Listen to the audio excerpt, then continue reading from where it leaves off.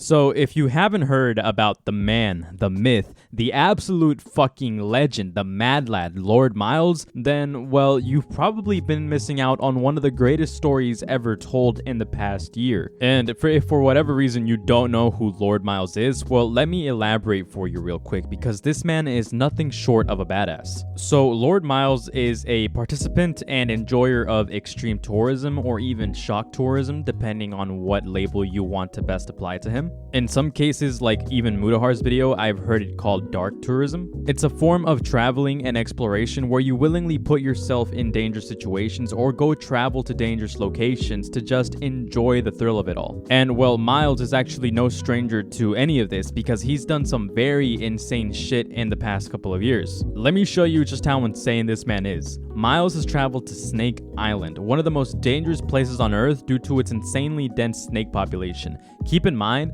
the population is in the thousands on a small rock in the sea. This means that a deadly snake could always be in your immediate vicinity, potentially being another cause of death waiting to happen, drastically lowering your chances of survivability. While some sources say the deadliness of the island is debatable, the island is home to plenty of venomous snakes that could absolutely end someone's life almost instantly compared to the length of time it would take to get you to any sort of medical treatment, unless you had a professional with you, that is. Which he didn't. He went there completely alone. This man traversed through hella overgrown terrain where many snakes could be lurking and your mobility incredibly inhibited by shrubs and bushes. He did it in knight armor. This man is something else, man. It's already hard enough to trek halfway across the island in knight armor and back with minimal protection, but this legend has definitely gone beyond just this. Miles the absolute mad lad has actually been to literal war zones. He's illegally crossed dangerous country borders and also sneaked into Kazakhstan through some of the most unforgiving terrains in the mountains, rivers, and a whole bunch of other insane things. Keep in mind, if what he's been posting is absolutely real, then this insane motherfucker has struggled through oxygen deprivation, miles of walking, and walking through deep rapids to get to his destinations, not just once, but on multiple occasions. This man has been to Chernobyl with the intent of sneaking into the nuclear power plant sarcophagus. So, I'm just outside the sarcophagus that covers the original sarcophagus from a few years back. So we built over again. And then now we've got this lovely little dome over here. Fortunately, doesn't look like there's any way to sneak in, guys.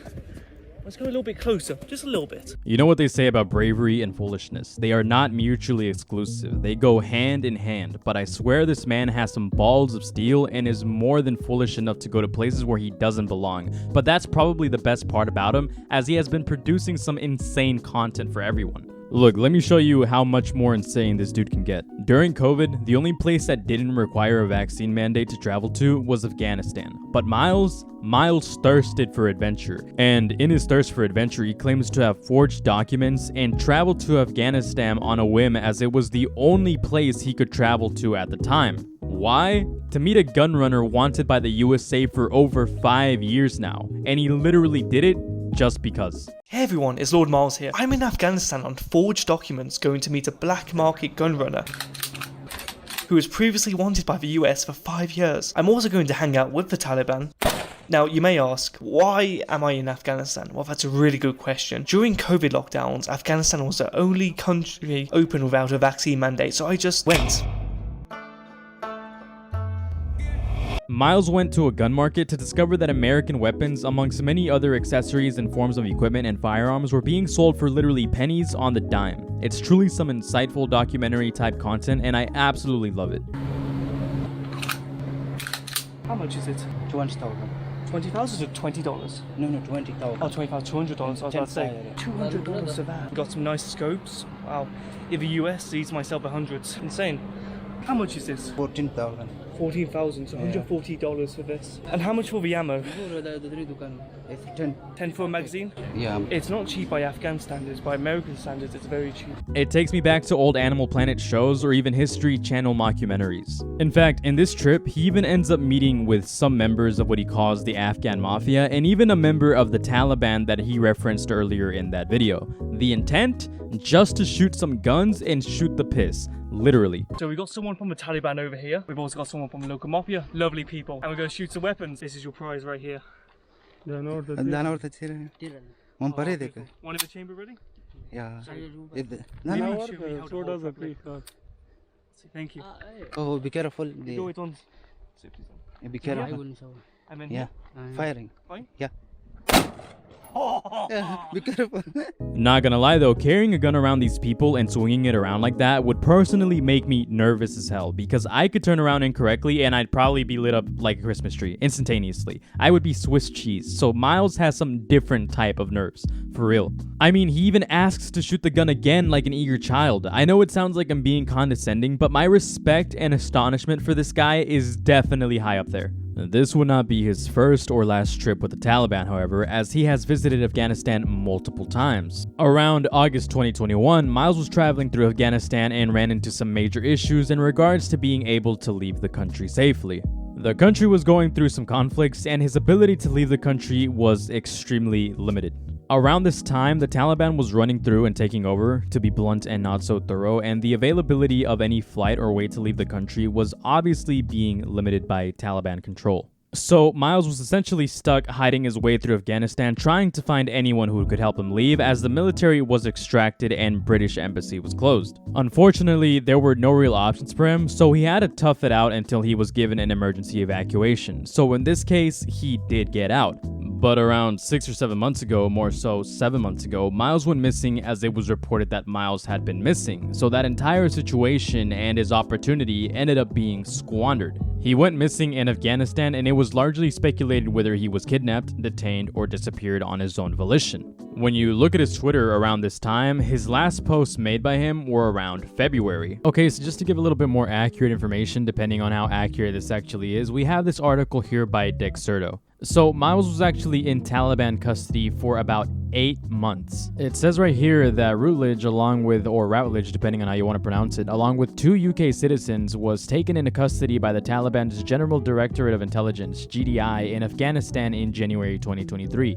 After 2 months of detainment, he was officially arrested in March. So Miles has actually been gone for quite a long time. He disappeared with little to no information except for a couple of posts on his Twitter after February. Around this time, pretty much nobody believed that Miles was actually going to be found alive. They had believed that this guy was basically just dead in the water, that they took him, they offed him, and that was it, because they all assumed that the Taliban was mad at Lord Miles' presence in, Afghanistan. But in July 17th, a couple of tweets came out that started this whole saga of just having somebody on Miles' account basically relaying information to us about his current condition, whether he's alive, his health conditions, and whatnot. But still, nobody believed any of these tweets. I mean, look at how these tweets read.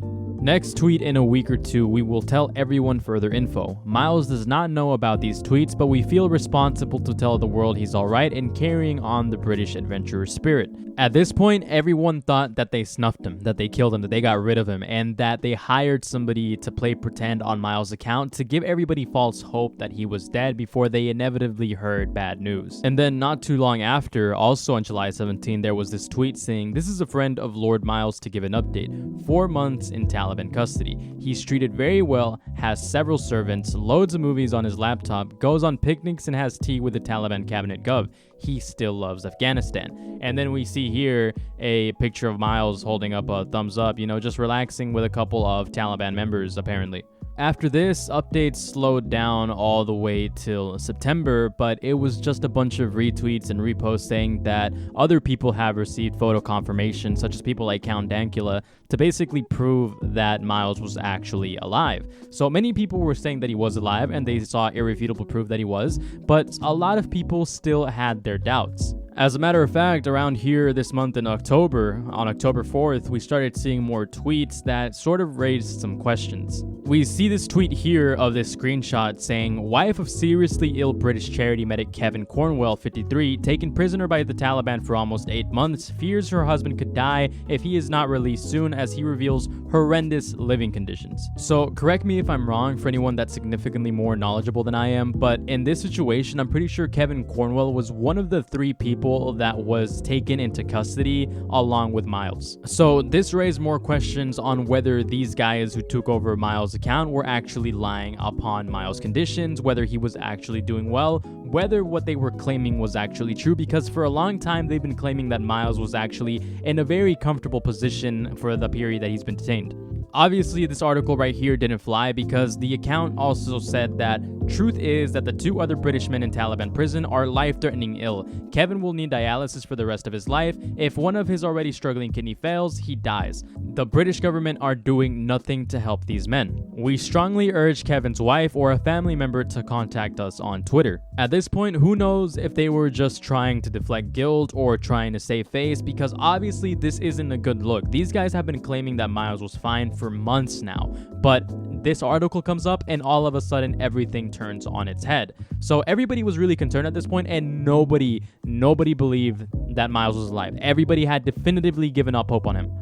After editing this video, it dawned on me the possibility that Lord Miles was actually behind that Twitter account the entire time, providing information to all of these people saying that he was fine, but he couldn't disclose that he was actually in charge of the account because he was probably being surveilled. So now that I look at it more deeply, it's very likely that Lord Miles was actually behind the account all of this time, and none of us knew any better up until now when he was actually released. I mean, all of the mannerisms and all of the ways that these posts have been conducted, it kind of shows his kind of shitpost behavior. So I wouldn't be surprised if it was actually Miles that was in charge of the account this entire time, and not actually a few of his friends that were posting for him.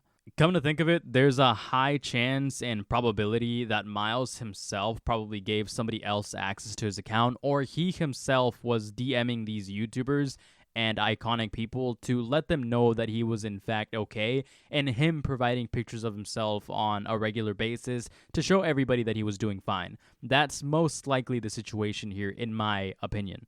Also, on October 4th, Justin Wang, one of my favorite YouTubers, says, "I know this is the same shit everyone says and nobody believes, but Miles is alive and I can't say how I know." At this point, it's a really mixed bag. Some people are debating whether it's true or not. Some people don't understand what's exactly going on. Who are we to believe at this point? But literally a week later, October 10th was actually 2 days ago. 2 days ago, it was announced that Lord Miles was actually alive and finally released from custody, which is amazing because at this point, nobody believed that he was actually ever going to make a return. Nobody believed that he was even alive to make a return in the first place. I'm probably repeating myself a lot. I'm probably yapping right now, but to be honest, this news is extremely surprising because I was one of those people that genuinely thought that this was game over for him.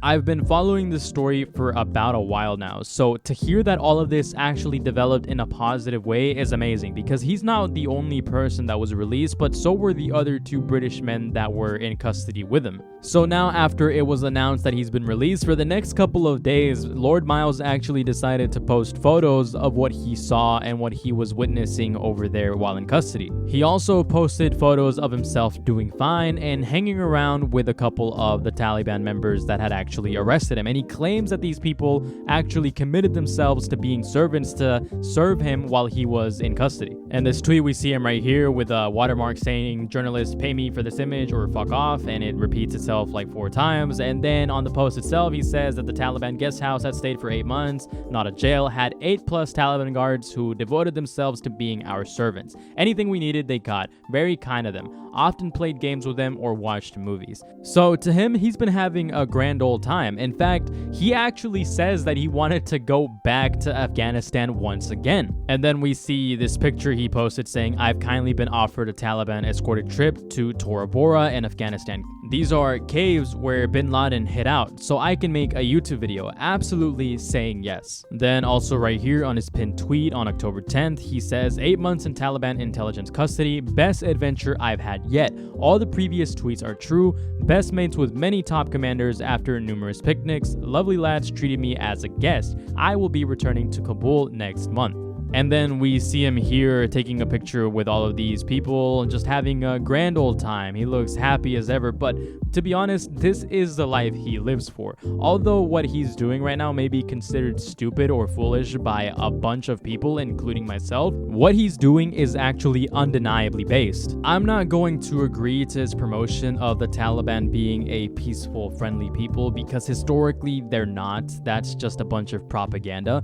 But I love the way that he actually puts himself at risk to get this type of content. All the content that he's uploaded has been very entertaining, it's been very insightful, and it shows things that not a lot of people would be willing to risk their lives to go show. At the end of the day, this man has been through absolute hell and back multiple times. He's put his life at risk for the sake of documenting and showing us information and things that not a lot of us would have ever been able to lay our eyes on if it had not been for somebody like him. He's definitely one badass motherfucker, and I absolutely love his content. It takes me back to days where people actually had journalistic integrity and went out of their way to confirm the facts and information at hand. Sure, he may be hyping up the Taliban a little bit too much, and that's understandable considering his experience. I mean, he might just be traumatized. I mean, I'm not going to diagnose him or assume anything of him. It's not my place to do that, but hey, I'm glad he's alive. I'm glad he's returned. Hopefully we get to see some kick-ass content from him in the near future.